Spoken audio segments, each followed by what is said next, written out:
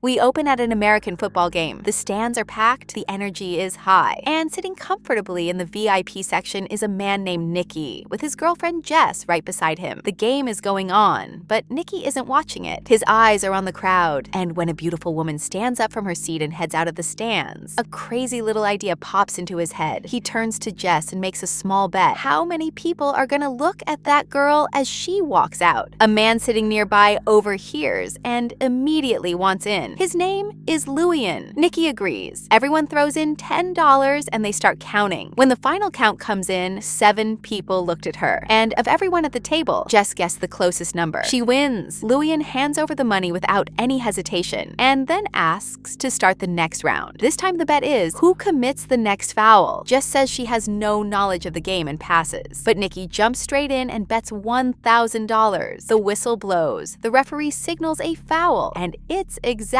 the team Nicky called. He wins and pockets the money. Luian gets even more fired up after losing. He pushes for another round, this time $5,000. The question, will the player pass the ball or run with it? Nicky hesitates at $5,000, but finally agrees. Luian bets run, Nicky bets pass. The whistle blows, and the player runs with the ball. Nicky loses $5,000. He decides enough is enough. He tells Jess they're going for coffee, but Luian pushes back. He says, "You're sitting in the VIP lounge.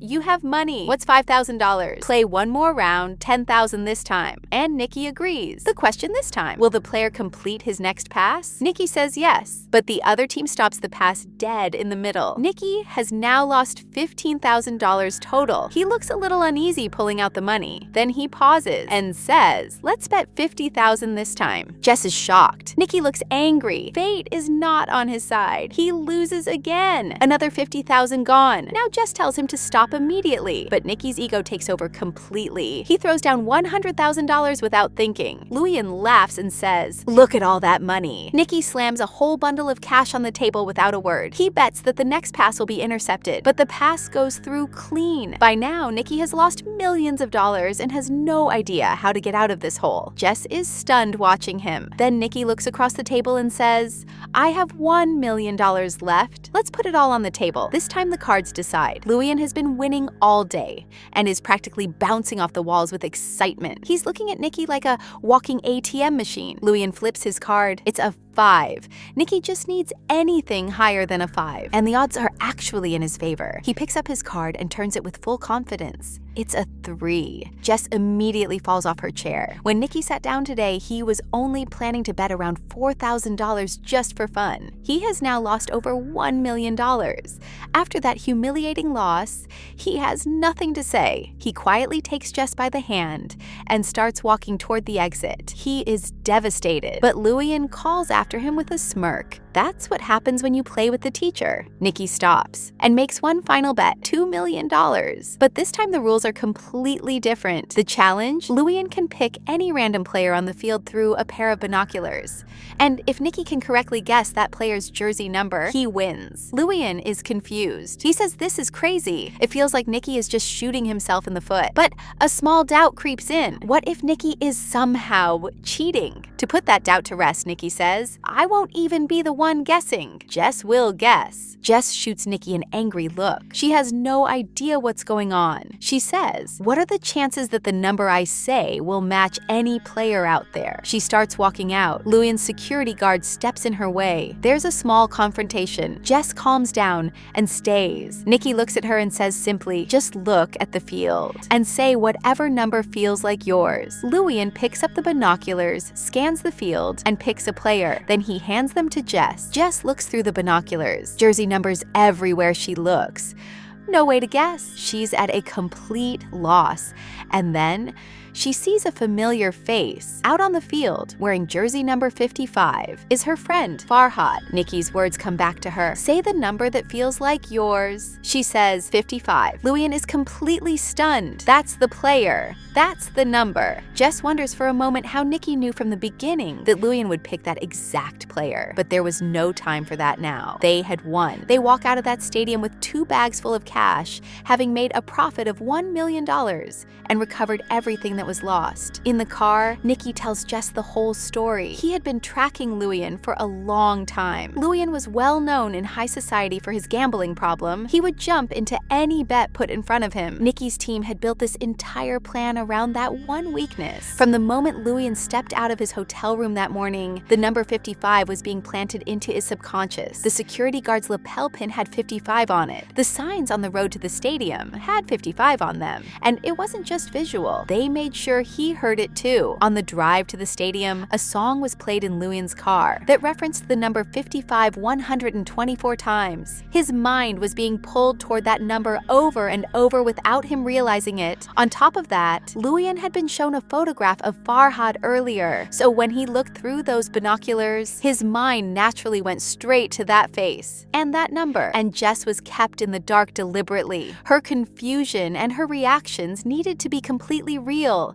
so that nobody would suspect a thing. After hearing all of this, Jess is completely impressed with Nikki, and now the story takes us back. A few years earlier, Nikki is lying on a bed in a room. A man has a gun pressed to his head, and sitting nearby is Jess, and someone he had only just met a few days before. It's clear that someone has set a trap for Nikki, but there is no fear on his face whatsoever. He looks up at the man with the gun and says flatly, "I don't have any money. If you want to shoot, shoot." The man studies Nikki's reaction for a moment and then tells his crew, "This man is a player. He's a bigger con artist than we are." He's right. Nikki is a skilled con man who runs small thefts with clean, precise execution. Jess had been the one who lured him into this room, and in doing so, she had shown Nikki something, a natural talent. When the man with the gun leaves, Nikki turns to Jess and tells her, "You have a gift. If you have the nerve to con people, you can live comfortably for the rest of your life." He tells her this is the family business. His father did it. His grandfather did it. Every trick, every move, it was always a game to them. Jess doesn't waste a second. She counts out some money and says, "I want you to teach me." Nikki doesn't waste time either. As they walk out of the room together, he lifts a ring right off Jess's finger, and she doesn't feel a thing. Before she can process that, her watch is gone too, and when she reaches into her bag looking for it, her wallet is already out of her hands. By the time she realizes what happened, she's been cleaned out 3 times over. Nikki smiles. Clean hands, timing, and a little style. That's all you need in this job. Then he says goodbye and walks away. A few months later, Jess finds him in New Orleans, where Nikki has started building a new crew. Their reunion is actually a test. He wants to see if Jess is good enough to be on his team. When she says yes, he sends her out to a street fair with one of his team members. It's her first real assignment. She walks around with a map in her hand, stopping strangers to ask for directions. While their attention is on her, her teammate quietly lifts a tourist's camera lens. Then another teammate deliberately bumps into a man, and Jess picks his wallet clean. With a bit of confidence now, she takes it further. She uses a pair of chopsticks to slide a wallet right out of a woman's bag, so smooth that nobody notices a thing. Nikki is watching all of this from the top of a nearby building. He tells the rest of the team to step back and give her room. Now it's her turn to fly. Jess moves through the crowd lifting expensive items one after another, and with every theft, Nikki's respect for her grows. He moves her up to a bigger assignment. This time it's high-tech fraud. Using special lenses, they can see other players' cards from across a gambling table and beat them every time. There's also a credit card operation running alongside it. A card gets stolen and passed to a teammate, where a device copies all its data. Then the card goes right back into the victim's pocket. By the time anyone notices, the account is empty. And then there's the fake ATM machine. Every time someone uses it to withdraw cash, their PIN is silently captured and stored inside. Farhad quietly removes the machine and pulls all the data. The stolen card details are sorted into categories, luxury items are bought using them, and the data is sold in the black market. One day, Jess spots a beautiful necklace and puts it on. Nikki tells her to take it off immediately. He makes it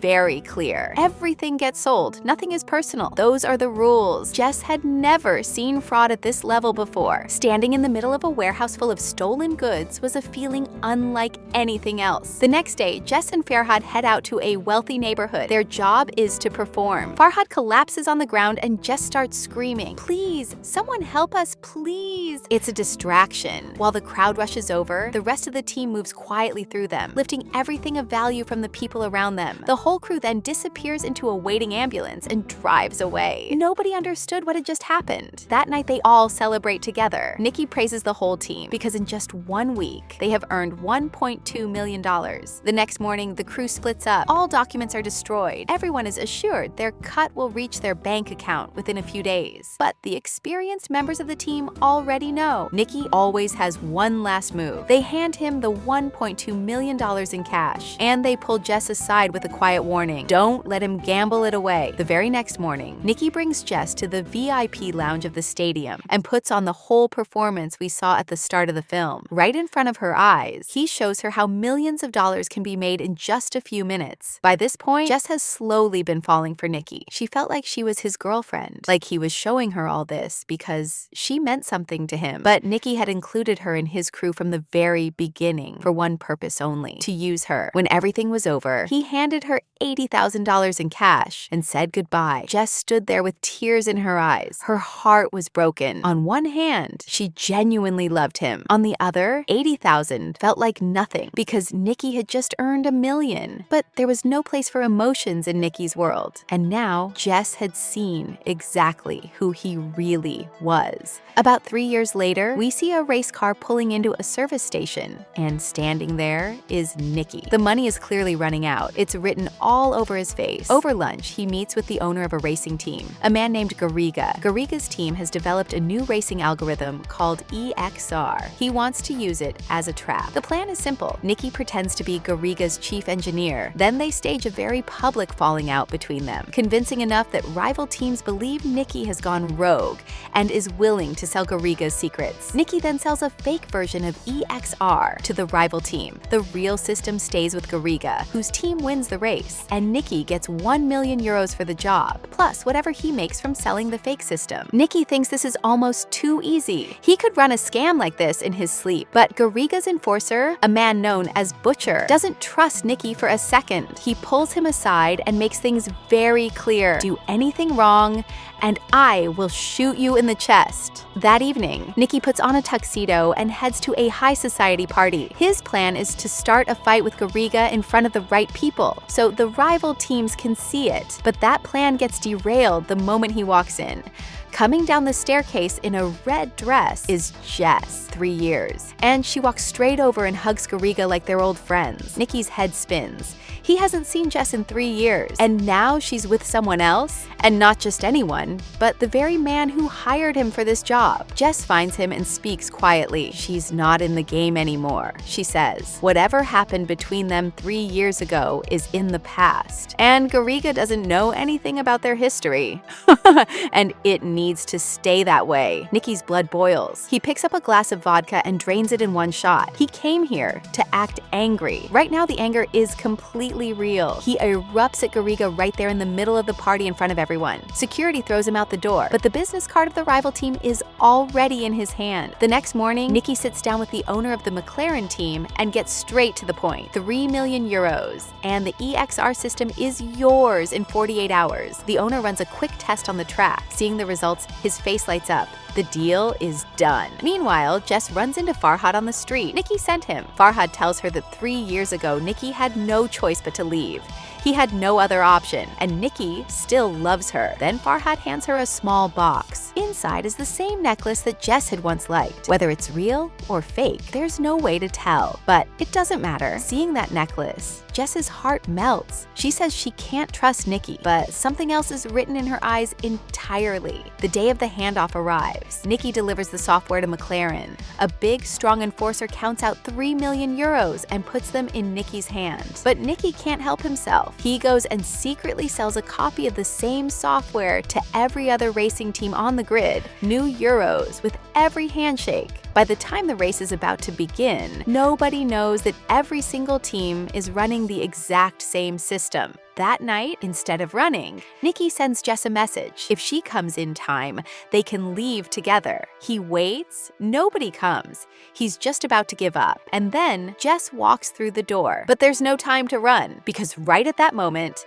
the same enforcer who handed over McLaren's 3 million euro steps in front of Nikki. He works for Garriga, and he's figured out the truth. Nicky didn't sell them a fake version of EXR. He sold them the real one, to everyone. He rams Nicky's car deliberately. After a dangerous crash, both Nicky and Jess are caught and tied up. All the cash is laid out in front of Garriga. Garriga is furious. He invested 40 million euros building that program, and now it's worthless. He can't understand how Nicky managed to steal the real software. When Nicky says nothing, Garriga strikes Jess in the face. She starts struggling to breathe, and seeing that, that's what breaks Nicky. He tells them everything. He had rekindled Jess's feelings for him and given her that necklace. Hidden inside it was a special chip. The moment Garriga accessed the EXR software on his system, the chip captured his password and data. Nicky stole everything through that necklace, and Jess never knew she was carrying it. Tears run down Jess's face, but Garriga and his men start laughing. They like the story. They just don't believe it. Garriga says he always knew Jess was with him for money, not love, and Jess admits it herself. She was only there to steal his expensive watch collection. Nicky realizes Jess had been running her own con on Garriga the whole time, using their history to make Nicky jealous while targeting those watches. Now both of them are sitting there caught. Garriga turns to Butcher and tells him to find out how exactly Nicky pulled off the software theft. As soon as Nicky starts talking, Butcher fires a bullet. It goes straight into Nicky's chest. Garriga's face goes white. He panics and turns on Butcher. Money can always be made again, but if I get tied to a murder, my life is over. He grabs Butcher and runs from the warehouse. Jess is sobbing, but Butcher looks at her and says, "Don't be afraid. He is actually Nicky's man." And not just that, he is Nicky's father, his real father.